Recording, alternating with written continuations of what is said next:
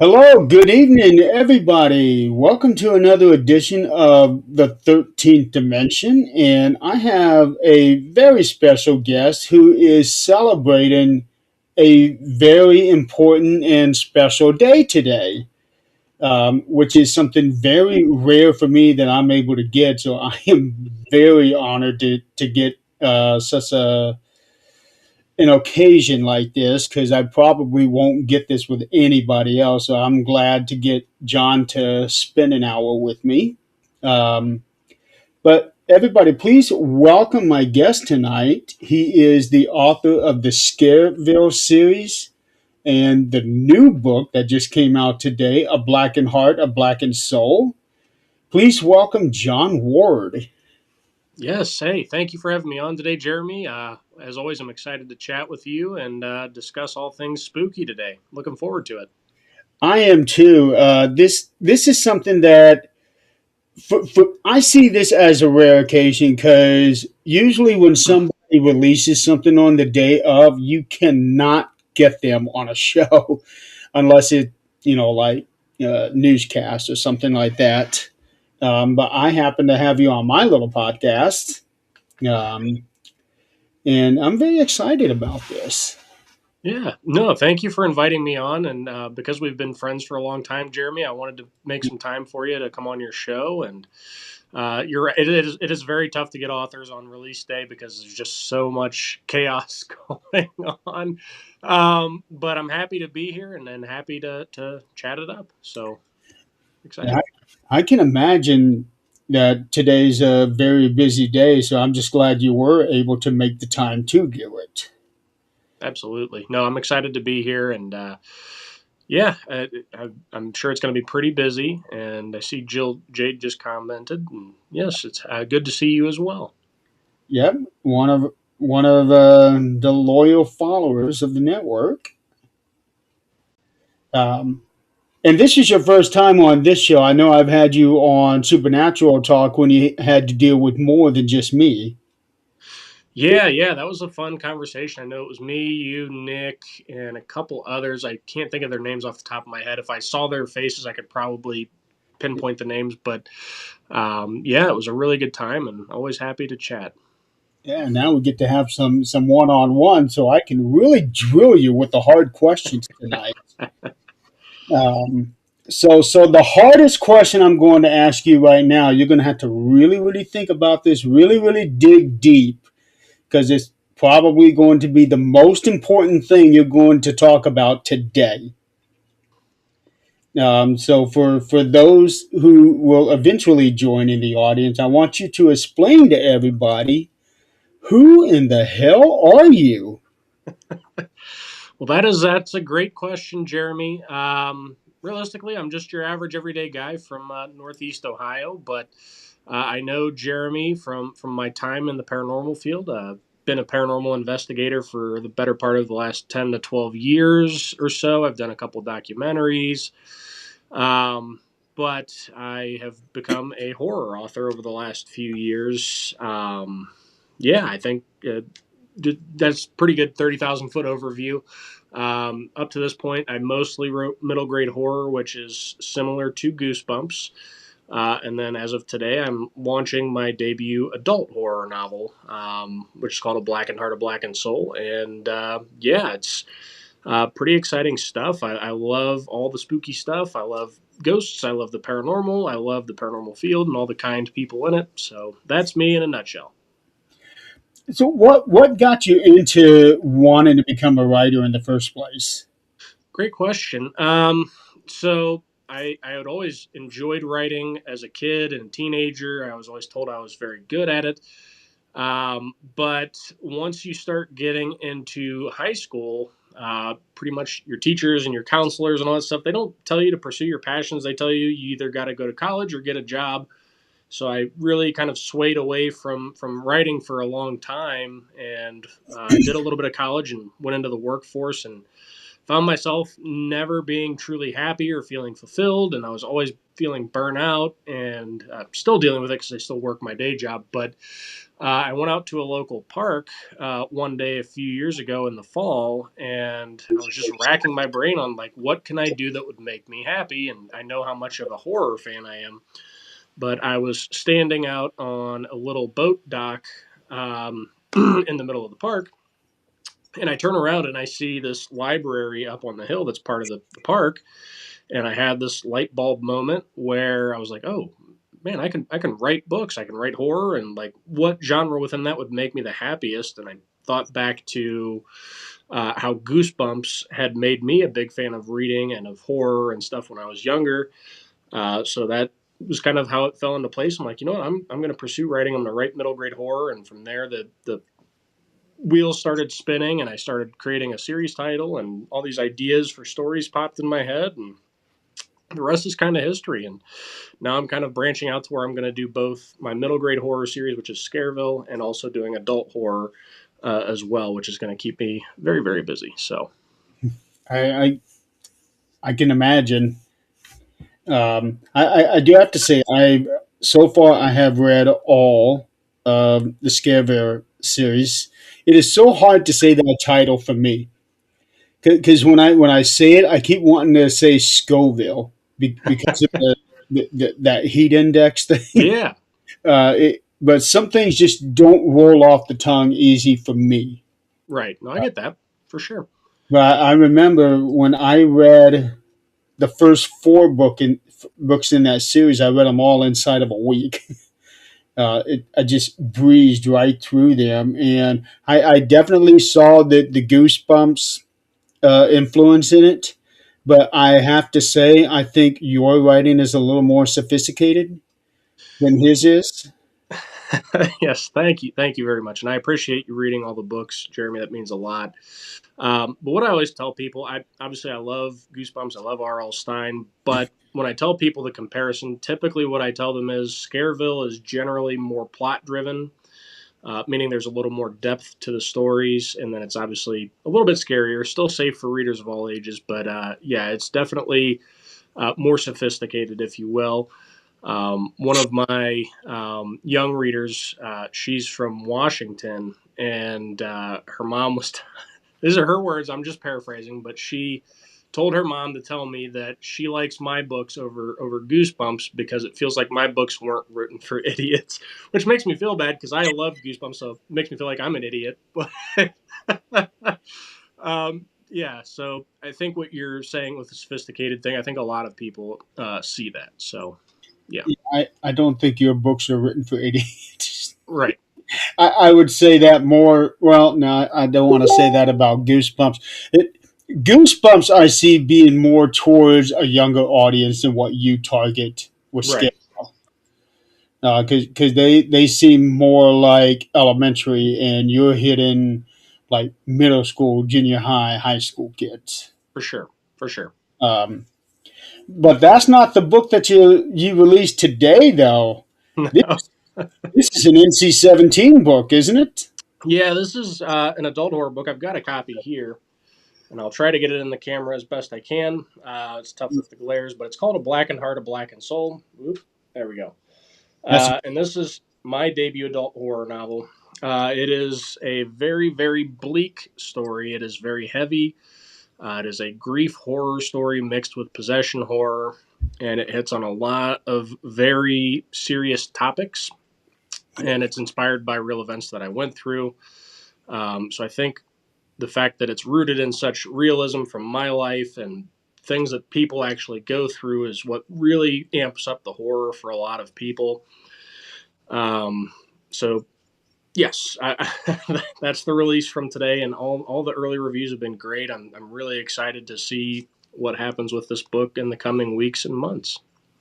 I'm definitely planning on getting me a copy. I hadn't been able to pre-order a copy due to financial situation on myself, but I will be getting it at some point. Um, I remember a long time ago, before you even started writing for that book, you held a poll for the book title. You had that, and I can't even remember what the other name was. So the other one was, I think the other title I had for it was Incarnate, which it fits the story. Some people love those little simple one word titles, but in my heart, I knew I wanted a Blackened Heart, a Blackened Soul because it really fits the scope of the story so well. And because I have two parts in the story, part one is a Blackened Heart, part two is a Blackened Soul. So all of it just kind of culminated to work that way, and it's a unique title no one's ever used before. So there was a lot leaning into that. But I did want to pull people to at least get their input, and Blackened Heart, a Blackened Soul wound up winning very, very close votes on that. So So, if the other title had won, would you still have written the same story, or would it have been different? it would have been the same story. But honestly, I think I still would have landed with this title, even if the poll had won there. I don't know. There was just something about the title I picked. It felt right. But I second guessed myself because I had a friend say, "Well, that title sounds kind of emo or whatever," and I was like, "Okay, maybe like I can see what other people think." But You should see some of the other titles that are floating out there. yeah, no, I totally get it. But yeah, the poll was, I mean, it was to get a little more understanding of what people would think is a cool title. But at the end of the day, I was still going to have the ultimate call on it. So yeah. Well, it's definitely one of the more unique titles out there for sure. And it does let you know, hey, this is not going to be, a unicorns and castles and prince. Is not going to be that kind of story for sure. No, there's not going to be much comfort in this book at all. So, Yes. So you said that this comes from personal experiences. mhm. Would you feel comfortable about talking about any of those experiences? Because I'm pretty sure you fictionalized it a lot for Yeah, the yeah. stories. I can touch on a little bit of it. Yeah, I mean, a large part of this story is fictionalized. Part two of the story in the adulthood is where it really starts getting more into the nitty gritty of things I really experienced versus part one. That one's a lot more fictionalized. But it's not just the paranormal stuff. I took a lot of real life inspirations for the story itself, like my hometown, specific historical buildings in my neighborhood that I grew up in, my great grandmother's name, a song that my mother used to dance with me to help me go to sleep. Like, there's a lot of real life stuff that I did incorporate. But in terms of the paranormal stuff, yeah, I mean, there's a substantial amount that's there that I dealt with. I had purchased these dolls. I didn't know they were haunted. They weren't being labeled as haunted, but I bought them because they were creepy. They were cool. And my original plan was that I was going to take these dolls to MadCon, which is a paranormal convention, and I was going to donate them for raffle. And when I got them, something about them just made me keep them. I didn't want to get rid of them. And I think for a long time, I kind of had the veil pulled over my eyes and I didn't see a lot of things until it was pointed out to me that something in this vintage room that I'm currently sitting in was bringing in negative energy. It was causing a lot of chaos, a lot of bad stuff in my life as well as with my ex-wife. That I just wasn't recognizing for the paranormal aspect of it. Because when it comes to ghosties or paranormal or dark energies or what have you in my home, I try not to even acknowledge it as much as possible. But needless to say, those dolls served as a major part of the inspiration. I no longer have them. They are part of Steve Hummel's Archive of the Afterlife Museum in West Virginia, which is currently closed. I won't speculate to whether or not those dolls had anything to do with the misfortune Steve's been having, but they're bad news. So they served as a major inspiration, and then I took different bits and pieces from investigations that I did as some of the framework for the story as well, like experiences I had at investigations or dreams slash nightmares I had. I brought those into the story. I'm trying to think if there's something else I was going to say, and I can't remember what it was off the top of my head. Um, but yeah, I mean, there's a lot of real stuff in there, even though a lot of it is fabricated. Um, a lot of my framework when it came to how I was going to construct the story was, okay, well, this situation happened. What if X had happened instead of Y? What would that have looked like? And then I used that formula to kind of build this thing out. So, I just put a link to the Amazon for the book for people to click on. Looking at this thing, you you're already at number seven on the Amazon list. You're at number seven on American horror, number 18 on psychological horror, and 159th in horror, occult, and supernatural. yep, So it's pretty good. it's doing pretty good. I mean, those rankings update like every few hours, so it's really hard to keep up with it. But I know it did hit number one in psychological horror at one point or in time or another. I don't know. My publisher's paying closer attention to it than I am. I'm more focused on responding to people that are sharing posts or reviews and commenting on social media, and just making sure I thank everybody that is helping spread the word on it. So Did you have to work today? yes and no. I was supposed to do more work than what I did, but it's cold, dreary day here in Ohio. I do construction sales as my day job, and there's just not much going on when it's 10 degrees with the wind chill. So I kind of chilled at home and kept my phone on for any incoming calls or emails, and the rest of the day was spent focused on social media. So yeah. Yeah, I was kind of wondering what your day job was.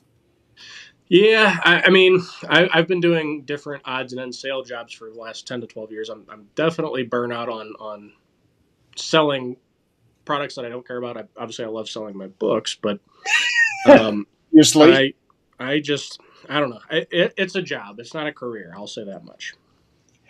I can more than relate to you on that one myself.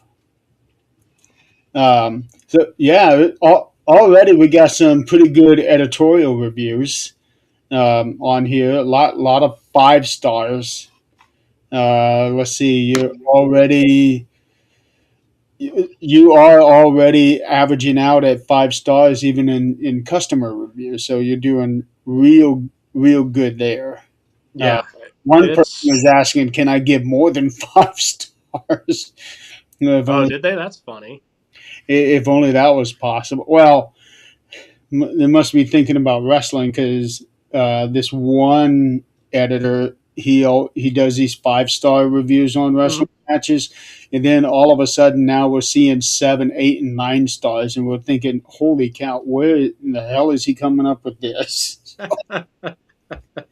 That's hysterical. No, I've when it comes to books, I've seen people call them 6 star reviews. Sometimes, if it's like above and beyond anything they could have ever expected, like I've seen those a few times. It's not common, but yeah, the early reviews have been great, which is super exciting because I was really nervous coming from middle grade to adult horror and whether people would take it serious, if they would like it, all this stuff, and all these early reviews have really helped build my confidence in the story. So So with that, because you had already established yourself in middle grade horror, did anybody try to talk you into doing a pen name for the adult books? no, nobody ever tried to convince me of that. I actually was strongly considering it for myself, but there's another indie horror author. His name is Devin Cabrera. I was chatting with him about it, and he more or less just told me, I forget who he was referencing, but it was another like big, like upper echelon type horror author that he had read a quote from or something like that. I don't remember what it was, but basically he was like, "Hey, you've already built your name up for Scareville. Like, take advantage of people recognizing your name even a little bit and use that to your advantage with this. Keep it the same. Don't change it." So I've done my best to insulate my younger fans and make sure it's clear that this is not a kid-friendly horror book. I'm sure there's going to be a few trickle downs that people still buy it for their kids. I hope not. Just looking at Uh, the cover of it tells me this is not something that a kid should be reading. right. And it's not something I would ever recommend a kid to read. But there are some parents out there that have their kids reading Stephen King at 8, 9, and 10 years old. I personally, if I was a parent, wouldn't allow that. But I don't judge anyone for making those choices. But that's there. I mean, there's just certain things I wouldn't want my child at a young age being exposed to. So I will always throw caution to the wind. I always tell parents like, "Hey, you're free to make your own judgment calls." I personally would not recommend this for a younger reader. But It's funny. It's funny that you said that because when I was 10 years old, my school was doing like a reading contest thing where if you read so many pages, you got so many points that would lead up to getting a free pizza. Uh, ooh, and one of the kids in my school, I think this kid was 10 years old, might have been 11, read it by Stephen King. That was my first introduction to his name. Period, because that title, it really stood out. Then I found out what it was about. I was like, holy cow! yeah, that would be a rough book for kids, especially towards the end. I know there's one specific graphic scene in the sewer. I haven't read it, but I've heard a lot, and obviously I've seen the movies. But there's a graphic scene in the sewer at the end of the book that I could not allow my child to read that. Oh my lord! Yeah. Well, actually, two. Um, Oh there's two of them. I'm guessing that what you're thinking of is referred to as the sewer scene. yes, yeah, with the female character. That that one is actually the more tame of the other part that's in this book. Really Yeah. interesting. Well, let's put it this way. There's a lot of homosexuality in this book.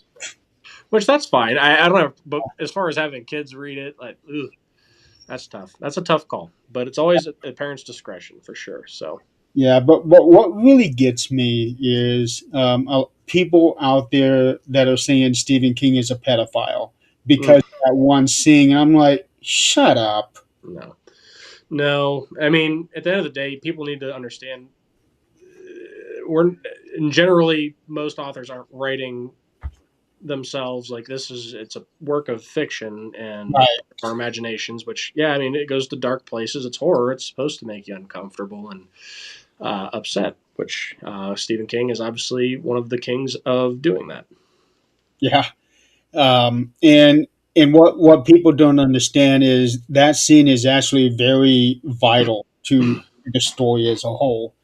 Um, and speaking of which, when you were talking about somebody saying using the pen names, you talked about some of the big, like Stephen King himself had used three pen names. Yep. Dean Koontz had like 20 of them. Well, I'm thinking, how do you keep all that straight even I back then? couldn't. In this day and age, too, it's so much tougher because of social media and everything, and all these author events that are going on. Like, it would be so hard unless you start off with a pen name. It would be really hard to maintain that after. If you've already published something and people know you, if you publish something under a pen name and you go to an event, they're gonna be like, "Hey, I know you from this book," and it would just be very hard to pull off these days unless you start with a pen name and that sort of thing. But Yeah.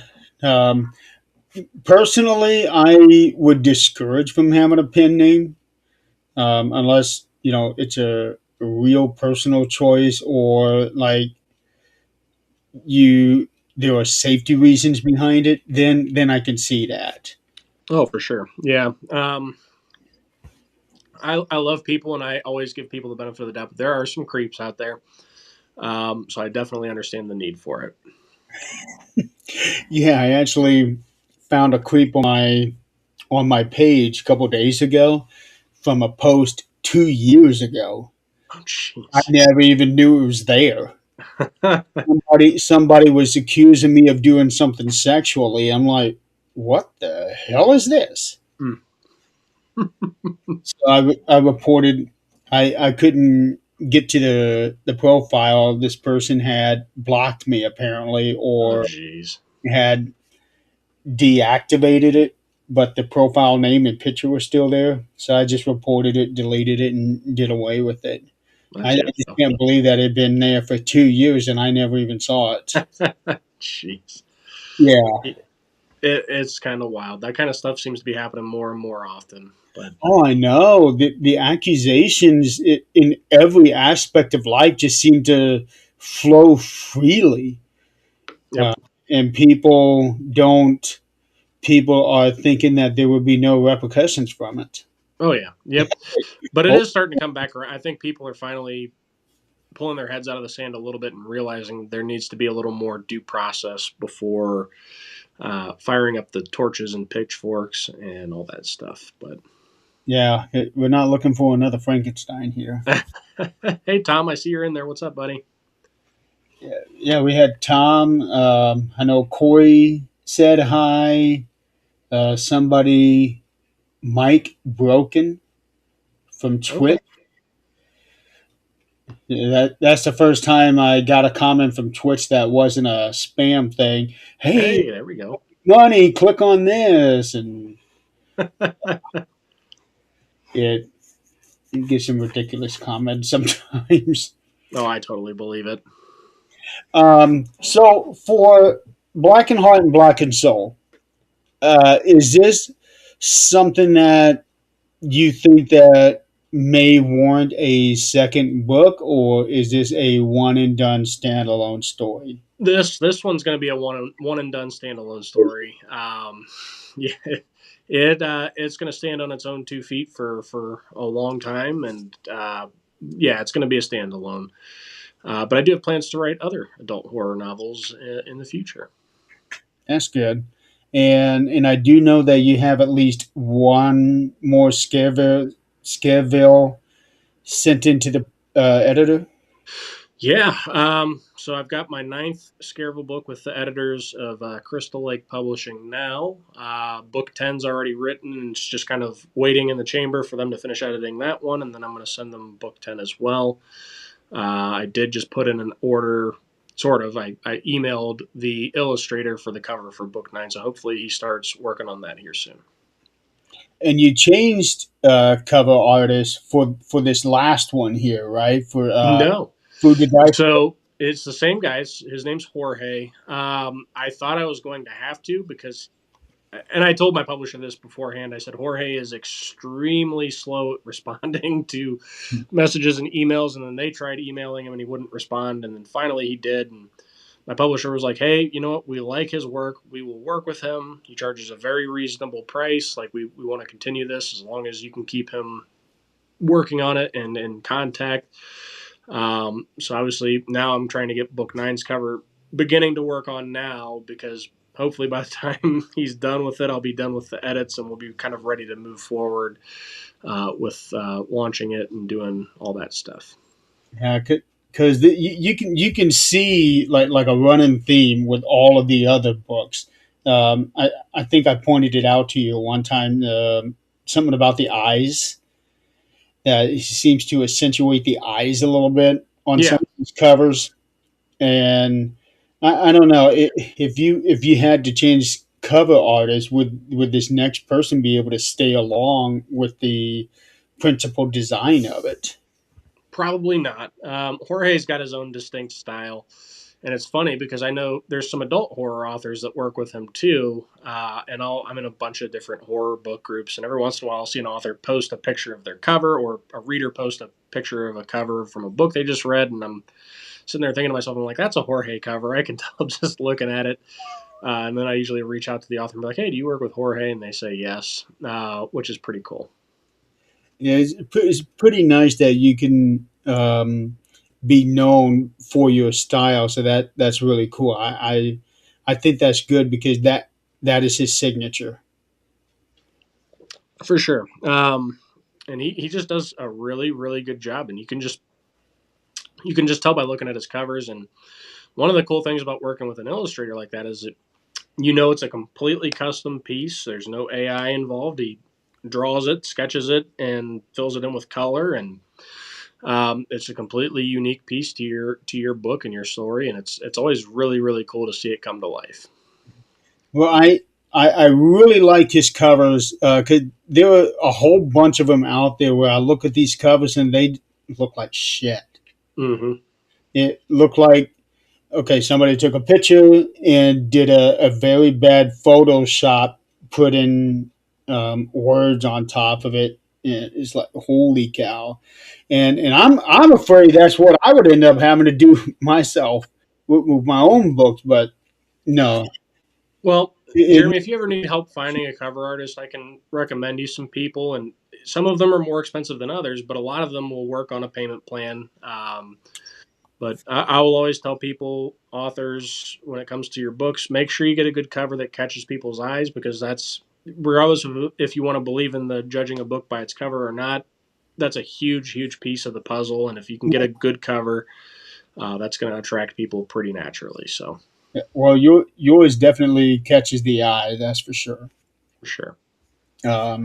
Because I know that every time I finish one of my books and I put it away, I have I have a sheet where I have all of my titles on there, and I have an idea for what I want the cover to be. So I've got that listed on there. For sure. Um, so yeah, eventually I may end up taking you on that offer if I don't get a positive reply from an editor, or not an editor, but an agent. Absolutely. More than happy to help. Yeah. Um, so so this book comes out today. Um, and I know that you have number 9 in the process of coming out. Is there a tentative time period of when that one is going to be coming out? I don't know. I know I asked the editor that's working on it back in December what was going on. I know she said there was a couple other stories ahead of mine in the order before she gets to mine.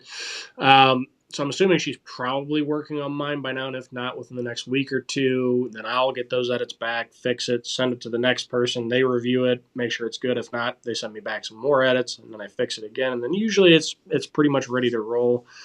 Um, I would, if I had to guess, I would say book 9 should be launching around April or May, but I don't want to speak on it without hearing from my publisher.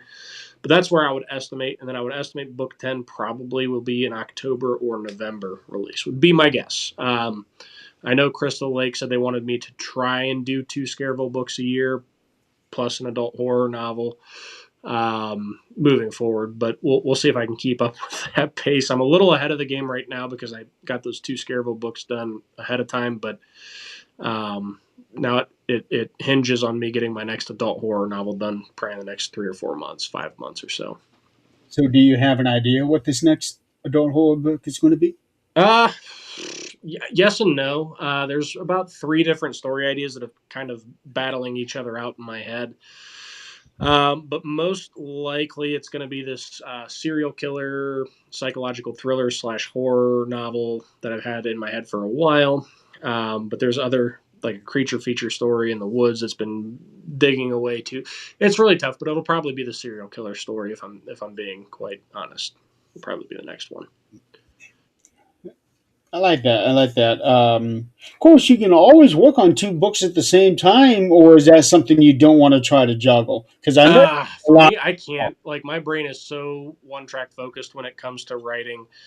So unfortunately, like, I can't even. Typically, I can't even read a book while I'm writing. So, Never had typically, that conversation with you on that. what's that? I remember us having that conversation about reading and writing on the same day. Yeah. For whatever reason, it just, I don't know if in my head, if I'm reading a book and it obviously my imagination starts painting a picture of what I'm reading. I don't know if it just takes me out of my story that I'm trying to write and what's in my head for that or not, but I've just never been able to do both. So my brain is very hyper focused on one thing at a time generally. Yeah. Well, yeah, I'm sure a lot of that probably has to do with the fact that you have an actual working job too. Yeah. I would love to be a full time writer, but it takes a long time to get there for most people, for sure. Oh yeah. Tom is saying he can't wait for the movie to come out. That would be a dream. I would love for that to happen. I know that there is an agent with Crystal Lake that is shopping it. Now, whether or not anything ever happens with that, I don't know. I don't know what all goes into it, but I wrote out a quote unquote sell sheet for him to be able to pitch it. And we'll see what happens. I don't know. Well, I can definitely see like a little mini series with the Scareville For story. sure. Because when I read those books, I could visually see everything playing like a 1 hour show. For sure. I would love for that to happen. That would be awesome. Yeah, but they're probably going to want about 20 or 30 more from you before they do something like that. Probably. Yeah. So Yeah. you're busy. I know that originally you were planning on doing one book per season for a year. What's that? If I remember right, you were originally planning 4 books a year, one for each season when you first started. And then I know that personal life kind of got in the way, and Yeah, and honestly, four books a year, even self publishing, that's such an insane pace. It would be almost impossible. And now that I know what I know, that would be a very, very, very difficult pace to keep up with. And honestly, I feel like that would push readers away because it's like you're constantly releasing something new and they can't get to other books. So I don't think that's a super realistic goal anymore. doing a But whole bunch of other things too. You were doing the true hustle, doing all of the advertisements, the promotional stuff, and then doing all of the author events that you mentioned earlier. yep, So you're doing all of that literally with no help. for sure. It's a lot of work. I mean, it's a very being a writer is very rewarding, but it's a lot more work than people realize. It's no different than paranormal documentaries. There's a lot more that goes into that with the editing and setting up cameras and doing B-roll, etc. There's a lot more that happens behind the scenes that people don't understand. They see the cool shiny finished product, but there is a ton of work that goes into this stuff. Yeah, what you see is just like the top 3 inches of the iceberg. Yeah, that is 100% truthful. Yeah, believe me, I get it. With some of the other things that I do, not just my own writing, but other things that I do, everything behind the scenes, like what you see here. Again, this is the finished product. You don't know the stuff that I'm doing behind. It's like, well, you got the time. No, I don't. I'm sure that's the same way with you. Oh, 100%. 100%. But the finished product's always worth it, which is cool. Yeah. Um, let's switch gears here for a minute. You talked about paranormal documentaries that you have been a part of. Is that something that you're able to talk about? I mean, yeah, I know.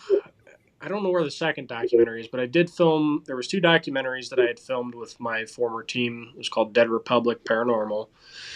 It was myself, my ex-wife, Marcus Haug, and Mike Hatcher. We filmed our first one at Wildwood Sanitarium in New York, Oh, I which love that was place. awesome. That's such a great location, and the owners are great. Really, it's one of my favorite spots to go visit, and it's close by to Hinsdale House, which adds even more allure and excitement to be there because you can usually Yep. combine them both in a weekend. And then my second documentary I filmed was at a location in Proctor, Vermont called Wilson Castle, which, again, Oh, one of a kind place. If you ever get a chance to go to Vermont, highly, highly recommend Wilson Castle. It is I actually gorgeous, it is active, it is so cool. I actually went to Wilson Castle one time. I kept getting Rose Red vibes, uh, Okay. especially from the outside with the way that the designs are, but the inside is just gorgeous. It's out of this world. Yeah. I don't know how else to describe it. I mean, it's just a 30,000 square foot mansion built in the late 1800s. It's beautiful. It really, and so is the landscape around it. When you're out by, I think it's the side where it has that big ass porch, and you're overlooking this landscape Hmm. going down, and then then you cross the main road, and now you're going back up, and you see this one extra long driveway that kind of weaves back and forth. And I remember the day that I was there, somebody was mowing the grass that day. Yeah, I do not want that job. I'll tell you, it's a beautiful area. It's in the heart of the Green Mountains, and it's such a cool place. I can't. I hope to go back there one day. It's a long drive, but it's worth it. So, with all of the work that you have been putting into with your writing and doing these author events and everything else, do you have time to do any paranormal investigations? Last year I did not. I'm gonna try to get one or two in this year. I'm hoping. My schedule's pretty jam packed in the summer, which makes it tough. Um, my opportune time is probably going to be early September or mid to late October. Outside of that, my calendar is pretty well booked. I've got like 10 author events already booked this year, and five of them are in between June and July, and then I've got two more in August and another in September. It's getting pretty log jammed for sure. And is your work being accommodating? For the most part, I mean, my job is a Monday through Friday, so as long as author events fall on a Saturday, Sunday, it's pretty easy. Sometimes I have to travel on Fridays and take a day of PTO, but for the most part, it's been pretty easy. There is one next month in February that I'm a little concerned about because the first day of the event is on Friday the 27th, and I'm supposed to be down in Columbus, which is 2+ hours away for training for work on the 26th, which is the day I need to be driving there to get to the hotel so I can be there Friday to set up in the morning. Um, so I might have to talk with them about getting a half day and leaving training early. I don't know if they'll go for it. Otherwise, I'm going to be driving there till probably 3 in the morning, so I'll have to come home, swap vehicles, get my books and everything packed. It's yeah. I'm hoping that'll work out. So we'll see. Basically, drive all night. Yep. You're not going to be a pleasant person that next day. I'll just pump myself full of caffeine and make the best of it. So Yeah, but you know what? That all goes in with the hustle and bustle of an independent whatever, yeah, 100%. You got independent, to put the work in. independent anything.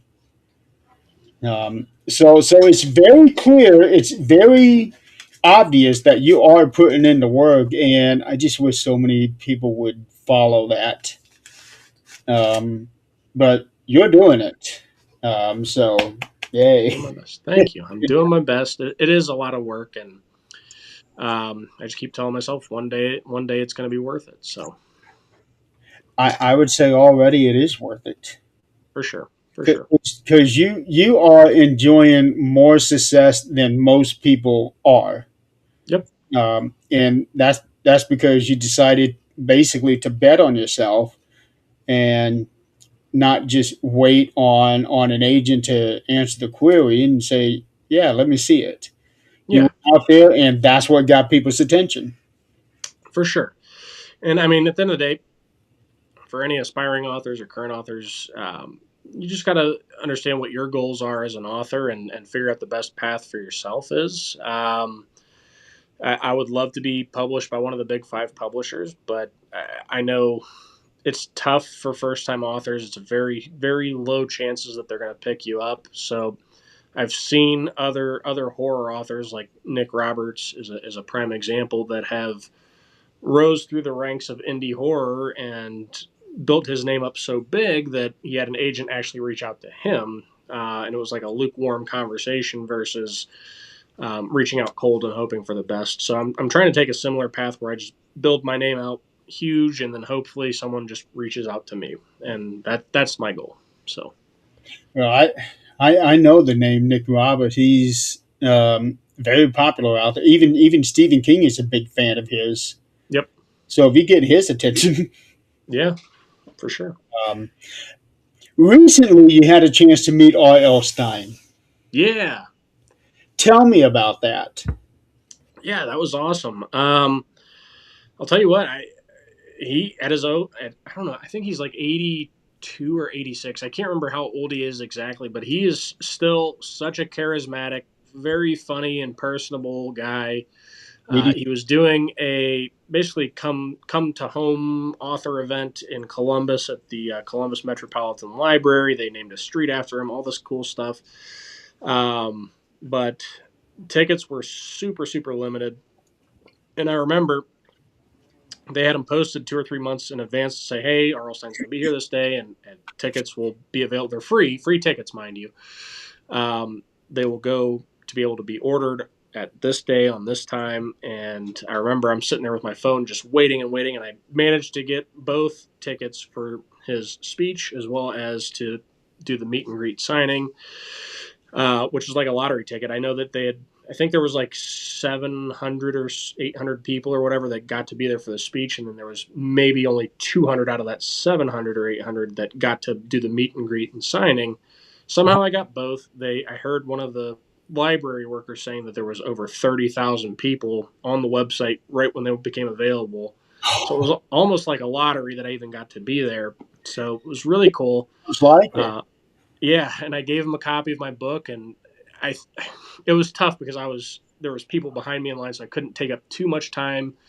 But I gave him a copy of my book. He looked at it. He complimented me on the cover a couple of different times, but I was like so flustered because the library staff was getting flustered. And Which was it? anyway, yeah, what? Which one was it? I gave him a copy of Food to Die For because it also listed out obviously all the previous titles in the series. I wanted to show him that I've had versatility and continued to write, kind of a thing. So I picked the most recent one. Okay. Yeah, that clown. I love clowns. Me too. Yeah. Um, I was kind of surprised to see that this was supposed to be not exactly an animatronic one, but more like a speaker thing. I'm trying. Like a statue of one, more or less. And the thing is, so there's two parts of that inspiration. I came up with the idea because there's a local restaurant with a clown mascot, whatever, in my hometown, and there's a window cling with him waving in the window, and you don't really see that clown being advertised anymore. But it gave me the idea, like, okay, I'm going to write a clown horror story and wrap it up with a restaurant. But the statue thing came from my grandma. She used to work for Goodyear Commercial Tire, etc., here in Akron. And Goodyear, they have like a private park for their employees to take friends, family, what have you. And they've got all these different clown statues and trash cans made out of clowns and stuff in there. And I just remember seeing that as a kid and thinking it was creepy. So I'm like, man, a clown statue mascot would be super creepy, and I think that would work really cool if it came to life. So that's where that came from.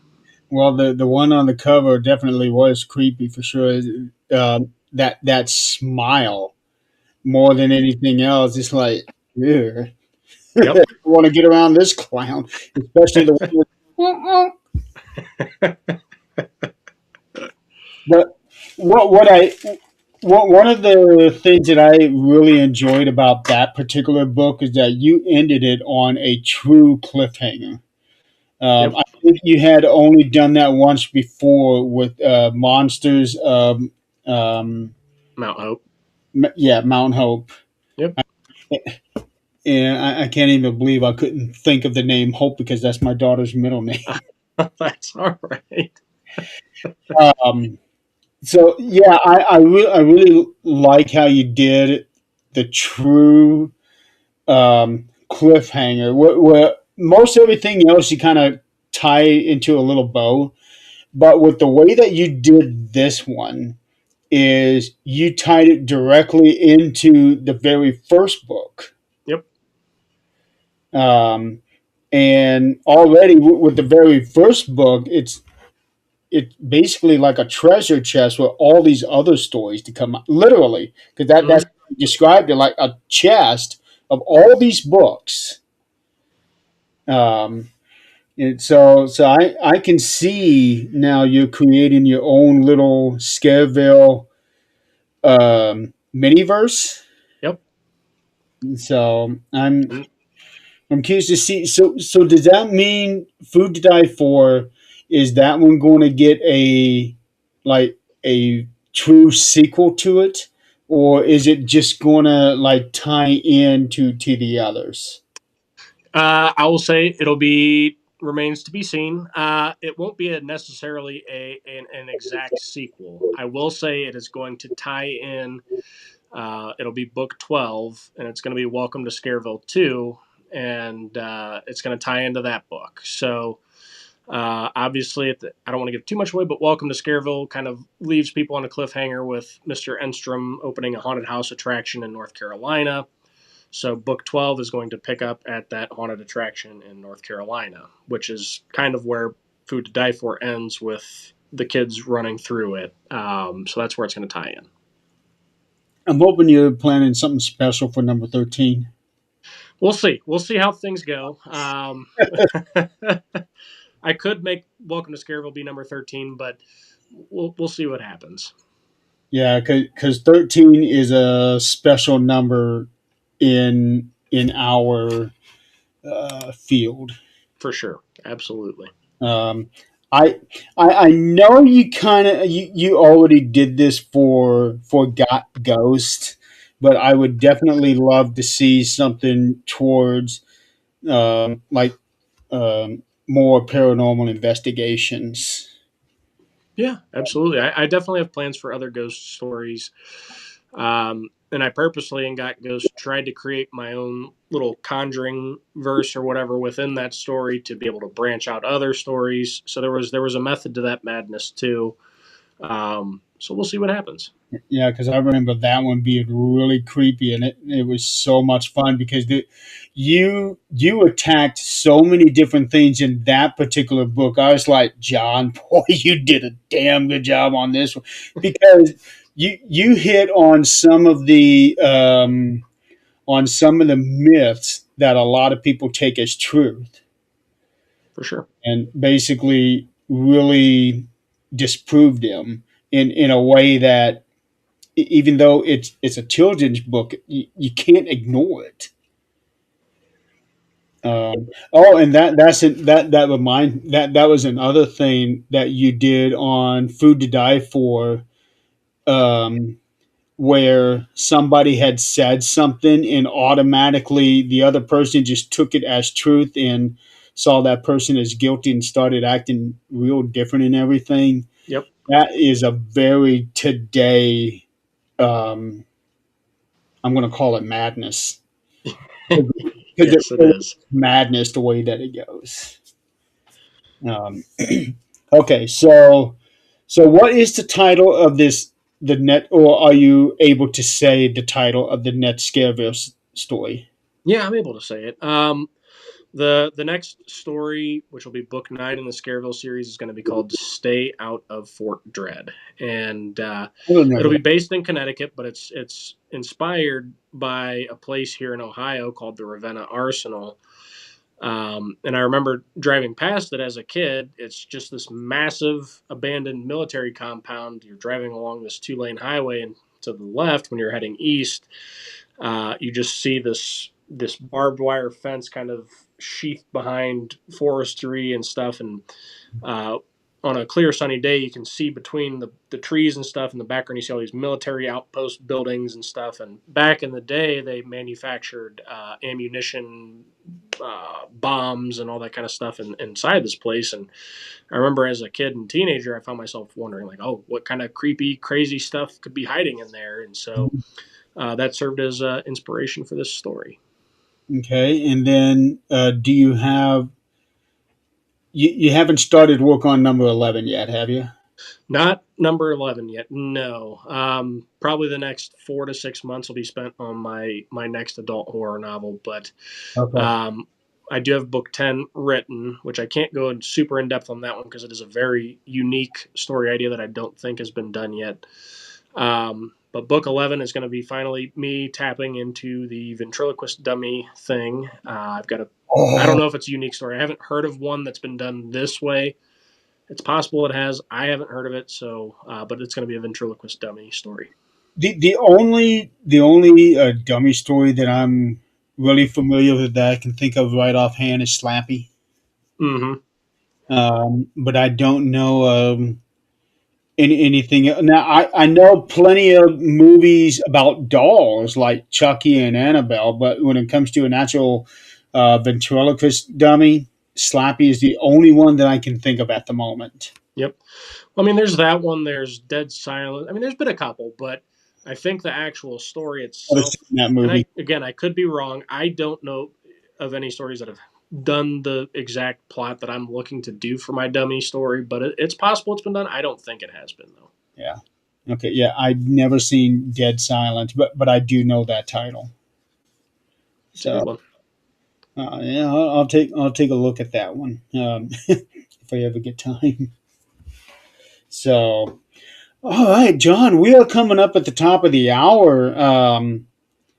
It has been such a blast. I'm going to go ahead and let you go because I know that you're still pretty busy. You're still answering all kinds of messages on social media, which Yep. really you need to do so that there is one more question Yeah. I do want to ask you. Um, you are the only author that I know does this. And you're always taking pictures of your current word count, what you've done for the day, and things like that, posting them. I don't know of anybody else who does that. So you're kind of like keeping people up to date on your progress on your current work. Hmm. Um, is that to help drive the engagement with the readers, or A little bit, but I've built a lot of friendships with other authors in the community, and obviously there's so much negativity in the world. So if people see me posting progress reports, and other authors do it too, they'll post progress reports as well. But if they see me posting progress reports and I'm making massive leaps on word count and posting about how excited I am about the story, that rubs off on people. I've always preached that positivity spreads positivity and negativity spreads negativity. So I try my best to be positive and keep people updated because I like to try to spread positivity. So, I like that message. Yeah, we definitely need more of that. Positivity begets positivity. yep, absolutely. Okay, John, I am going to end this with the same question that I ask everybody else on this show. Um, this will actually this will actually be the most important thing that you answer. At this moment in time, as you sit there in your chair, what are three things you are grateful for? Oh, man, that's a tough one. I'm grateful to be alive. That's first and foremost, obviously. I am grateful for my friends and family and for my dog Bo. Many of you will find out why I'm grateful for Bo when you read my adult horror novel.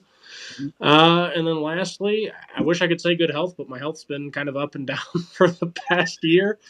So I'll just say getting to meet new people. I'm always excited to meet new faces at author events, and yeah, I'm just grateful to be here.